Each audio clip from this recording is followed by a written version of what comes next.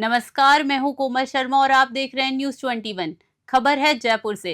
रोशनी के पर्व दीपावली के अवसर पर भारतीय जनता पार्टी भाजपा के प्रदेश मुख्यालय में आज विधि विधान के साथ लक्ष्मी पूजन किया गया। प्रदेश अध्यक्ष मदन राठौड़ और पूर्व प्रदेश अध्यक्ष सतीश पूनिया ने मुख्य रूप से पूजा अर्चना की और प्रदेश की सुख समृद्धि की कामना की। प्रदेश मुख्यालय को रंग बिरंगी रोशनी और आकर्षक सज्जा से सजाया गया था। दीपावली के शुभ मुहूर्त पर वैदिक मंत्रोच्चार के बीच पूजा का कार्यक्रम संपन्न हुआ। प्रमुख नेताओं की उपस्थिति इस अवसर पर प्रदेश अध्यक्ष मदन राठौड़ और पूर्व भाजपा प्रदेश अध्यक्ष सतीश पूनिया के अलावा पार्टी के कई प्रमुख नेता, पदाधिकारी और बड़ी संख्या में कार्यकर्ता मौजूद रहे। सभी ने एक दूसरे को दीपावली की शुभकामनाएं दी और मिठाई खिलाकर खुशी का इजहार किया। प्रदेश अध्यक्ष ने दी शुभकामनाएं। प्रदेश अध्यक्ष मदन राठौड़ ने इस दौरान सभी प्रदेशवासियों को दीपावली की बधाई देते हुए कहा कि यह पर्व हमें अंधकार पर प्रकाश और असत्य पर सत्य की विजय का संदेश देता है। उन्होंने कामना की कि प्रदेश में सुख, शांति और समृद्धि बनी रहे।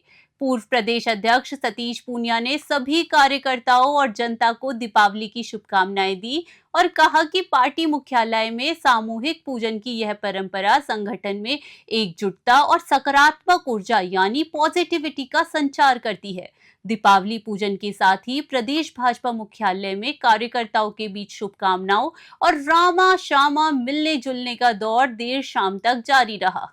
आज दीपावली का पूजन वैसे तो पूरे देश का प्रत्येक नागरिक करता ही करता है। हमने भी हमारी भारतीय जनता पार्टी कार्यालय में पूजन किया और ईश्वर से प्रार्थना की कि हमारी भारतीय जनता पार्टी भी संपन्न बने, समृद्ध बने, मजबूत बने और सभी देवताओं की कृपा बनी रहे।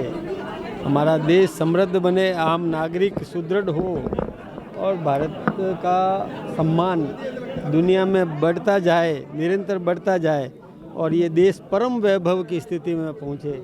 यही आज हमने प्रार्थना की। लोकल फॉर वोकल का संदेश काफ़ी काम हाँ, ये बात बिल्कुल सही है। वैसे वोकल फॉर लोकल ये अभियान चल रहा है, स्वदेशी अपनाओ, स्वदेशी उत्पाद तैयार करो। जो दुनिया के किसी भी देश में जो कुछ भी दैनिक आवश्यकताओं की जो सामग्री होती है उसका उत्पाद हम हिंदुस्तान में करें ताकि विकल्प बन सके और आम नागरिक उसको खरीदे। तो देश का धन देश में रहेगा, देश के नागरिकों के पसीने का पैसा इस देश के विकास में काम आए। इसके लिए हमने ये प्रार्थना की है कि हर घर स्वदेशी, घर घर स्वदेशी, आत्मनिर्भर भारत बनाएं। यही संदेश देने का काम हमारे देश के प्रधानमंत्री आदरणीय नरेंद्र मोदी जी और राजस्थान के मुख्यमंत्री भजनलाल जी शर्मा साहब, आदरणीय अमित शाह जी, जेपी नड्डा जी और हमारे समस्त पार्टी के अधिकारी और कार्यकर्ता इस अभियान में लगे हुए हैं कि देश समृद्ध हो। यही कामना है। वैसे अंतर चुनाव को लेकर जिस तरह से कांग्रेस लगातार वहाँ पर रैलियाँ हो रही है, बीजेपी अभी चाम पे नहीं आ पाई क्योंकि नामांकन दाखिल हो गया, उम्मीदवार घोषित। तो वैसे एक बात मैं आपसे बता दूं कि हमने उम्मीदवार जो घोषित किया है ये माइलेज ले गया, आगे बढ़ गया और इतना आगे बढ़ गया कि सभी को पछाड़ते हुए एकदम तेज़ी से आगे बढ़ा है और इतना आशीर्वाद मिल रहा है जनता का क्योंकि हमारा उम्मीदवार निष्कलंक है, किसी भी प्रकार का आरोप उस पर नहीं है, ज़मीन से जुड़ा हुआ है, सामान्य परिवार का है, जनता के बीच में रहने वाला है, स्थानीय है, किसी भी प्रकार का उस पर कोई मुकदमा का आरोप नहीं है।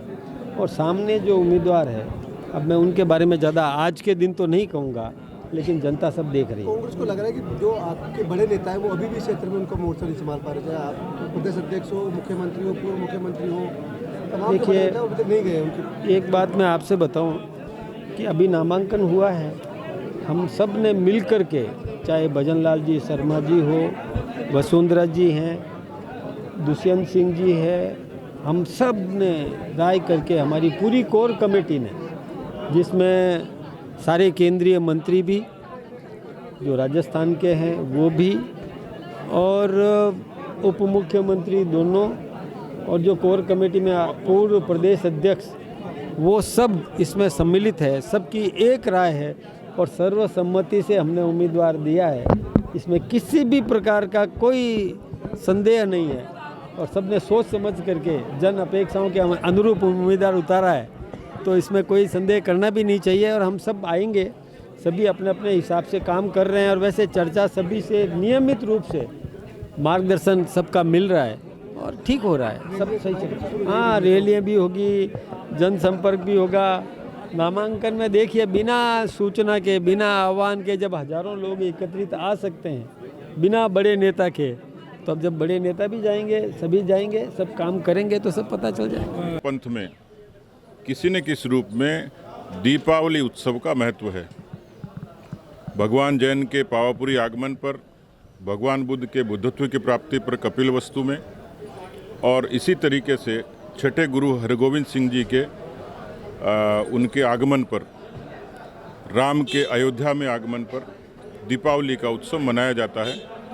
भारत के लिए और भारतवंशियों के लिए पूरे देश में, दुनिया में एक विशेष महत्व है। उसी तर्ज पर पूजा की, क्योंकि हम राजनीति के लोग हैं, समाज का हिस्सा हैं, धर्म का हिस्सा हैं। इस रूप में प्रदेश कार्यालय में आज पूजा अर्चना हुई है। जब हम पूजा करते हैं तो उसमें व्यक्तिगत नहीं होकर वो समग्रता के साथ होती है। तो पूरे प्रदेश की खुशहाली की, समृद्धि की कामना की समग्रता के साथ हम लोगों ने की है। मैं कामना करता हूं कि हमारा प्रदेश सुख, शांति, वैभव और समृद्धि से परिपूर्ण हो। देश में भी प्रधानमंत्री जी के नेतृत्व में एक स्वाभिमानी भारत का उदय हो रहा है। 2047 में जो कल्पना की विकसित भारत की, वो साकार होगी। इन्हीं संकल्पों के साथ आज हमने पूजा की है।